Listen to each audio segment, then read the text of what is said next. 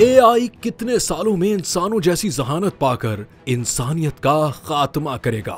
Google की रोंगटे खड़े करने वाली पेशगोई। एआई संगीन नुकसान का बायस बन सकता है, हत्ता कि इंसानियत को खत्म भी कर सकता है। आज का दौर मसनूई जहानत एआई का है, जिसके हवाले से अगर ये कहा जाए कि इंसान एआई पर इन्हिसार करने लगा है तो गलत न होगा।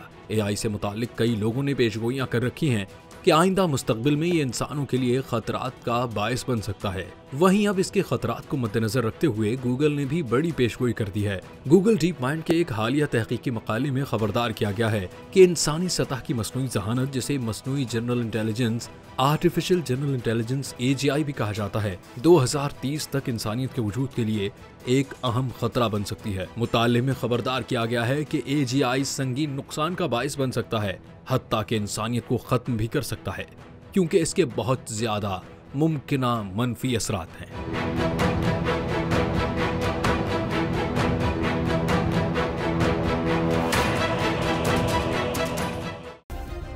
सब्सक्राइब करें और बेल दबाएं ताकि कोई खबर रह न जाए।